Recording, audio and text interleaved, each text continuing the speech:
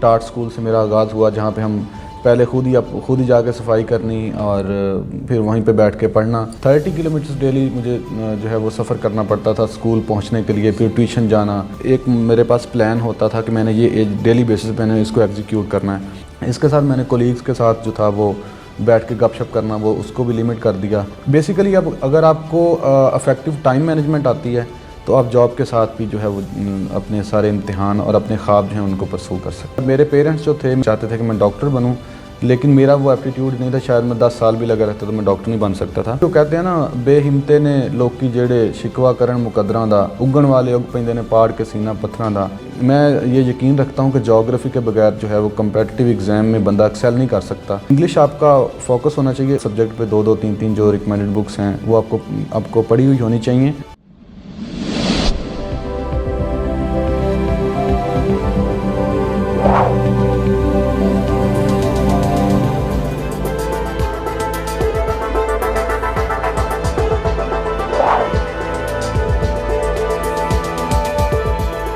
السلام علیکم ناظرین، شیئرنگ آف پروفیشنل وزڈم کے ساتھ میں ہوں علی رحمان خالد۔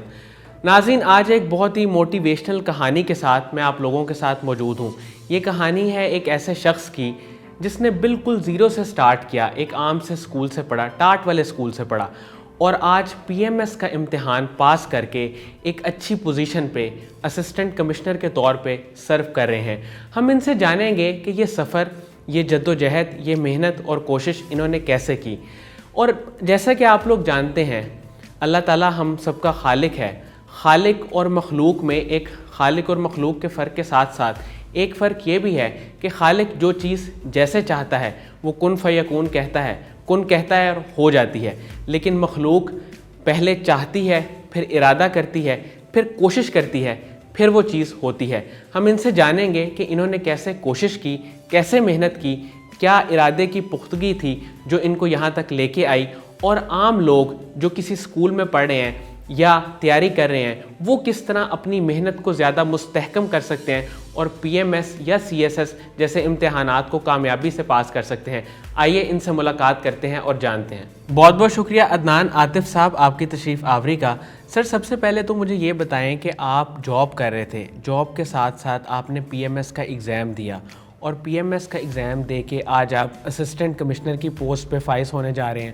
مجھے یہ بتائیے گا یہ سارا سفر آپ نے کیسے طے کیا؟ اصل میں سب سے پہلے اپنا بتاؤں گا کہ میں کہاں سے ہوں۔ میرا نام عدنان عاطف ہے اور میں ضلع لیا کی ایک پسماندہ سی یونین کونسل سے میرا تعلق ہے، تحصیل کروڑ سے۔ تو میرے جو والدین ہیں وہ پڑھے لکھے نہیں تھے، تو لیکن اس کے باوجود I was under resourced economically and intellectually. Despite this میں نے خواب دیکھے، اتنے بڑے خواب دیکھے کہ بعض اوقات وہ مجھے خود ہی ڈرا دیتے تھے۔ تو بائی دا وے یہی تو ایک خواب کی اصل تعریف ہے۔ میں نے یہ سارا کیا۔ آغاز میں نے بھی وہی ایک ٹارٹ اسکول سے میرا آغاز ہوا، جہاں پہ ہم پہلے خود ہی جا کے صفائی کرنی اور پھر وہیں پہ بیٹھ کے پڑھنا۔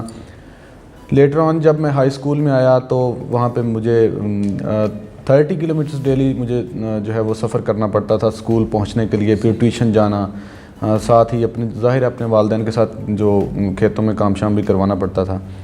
تو یہ سر میری سٹوری تھی۔ اس کے بعد میں گورنمنٹ کالج میں آ گیا اور گورنمنٹ کالج نے مجھے ریفائن کیا، مجھے ایک اچھا آرگنائز اور فوکسڈ انسان بنایا، جہاں سے پھر میں نے اپنا جو ہے وہ اپنے خواب کو جو ہے عملی جامہ پہنایا۔ سر، جب آپ نے پی ایم ایس کی تیاری شروع کی تو یقیناً جاب کے ساتھ پی ایم ایس کی تیاری کرنا یہ ایک مشکل مرحلہ ہے، تو آپ نے اس کو کیسے مینج کیا؟ میں نے جاب کے ساتھ اس طرح مینج کیا کہ ایک میرے پاس پلان ہوتا تھا کہ میں نے یہ ڈیلی بیسس پہ اس کو ایگزیکیوٹ کرنا ہے۔ اس میں اپنی ٹو ڈو لسٹ بنانی، اور کچھ سبجیکٹس ایسے ہیں جن کو ہم بریکس میں پڑھ سکتے ہیں، ان کا جو ایک ردم ہے وہ ٹوٹتا نہیں ہے۔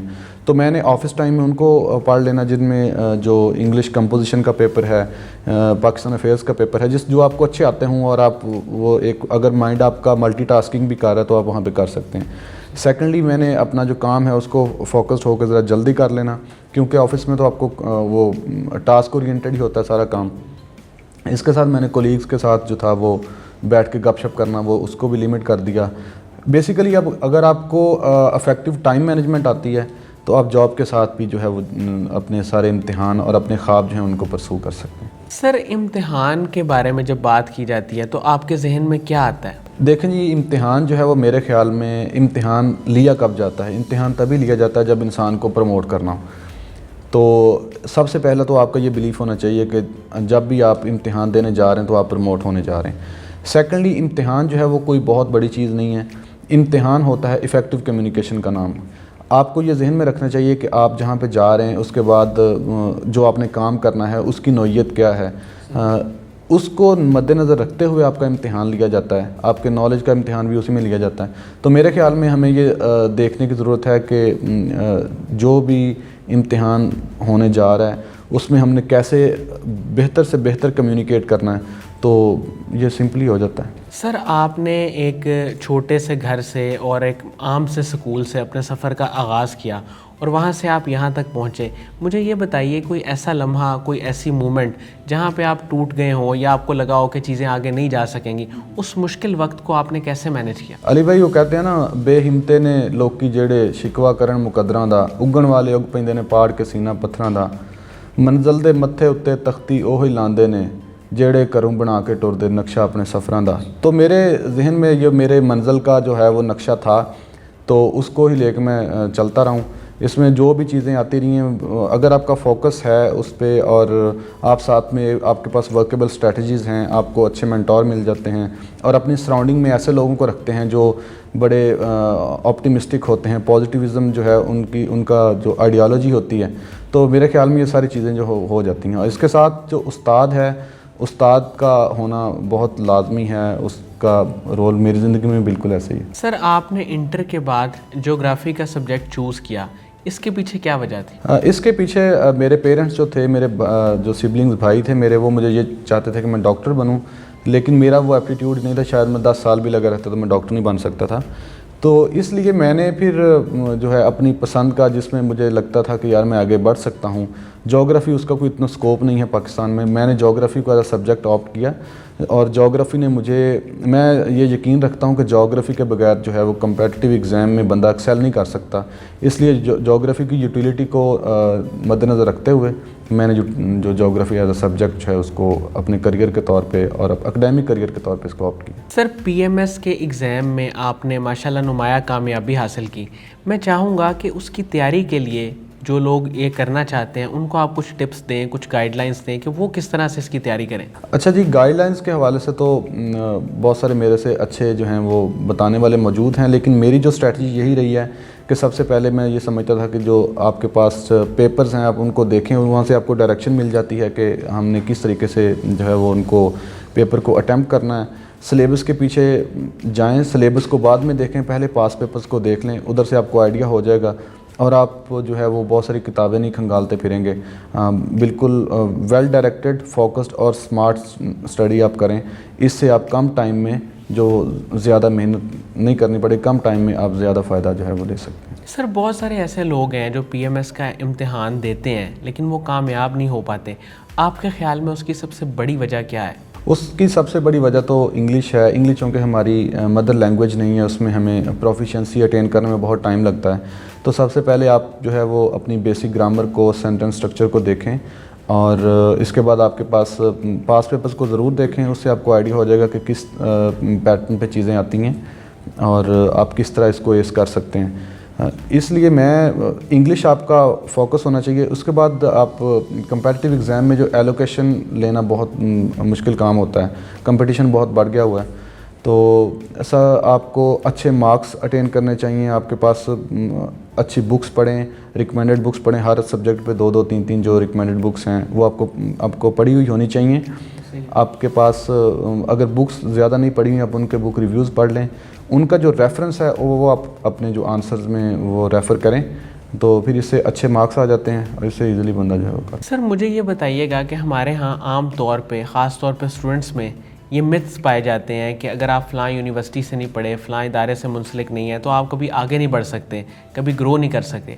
تو آپ نے اس چیز کو توڑا بھی ہے، غلط بھی ثابت کیا ہے، آپ ان کو کیا پیغام اور کیا میسج دیں گے؟ دیکھیں جی، جو یونیورسٹی ہے اس کا رول ضرور ہوتا ہے۔ یونیورسٹی کا نام جو ہے وہ امپورٹنٹ نہیں ہے، یونیورسٹی آپ کو کتنا ویل ایکوپ کرتی ہے، آپ کے مائنڈ کو کتنا انلائٹن کرتی ہے, یہ چیز بڑی میٹر کرتی ہے. تو کوئی بھی یونیورسٹی, ایون کوئی ڈگری کالج, کوئی چھوٹا ادارہ جو آپ کے اپنے اسٹوڈنٹس کو ایک انلائٹنمنٹ کی طرف لے کے جاتا ہے, تو وہ بڑا اس کو یقین ہونا چاہیے کہ ہمارے اسٹوڈنٹس ہیں وہ کامیاب ہوں گے.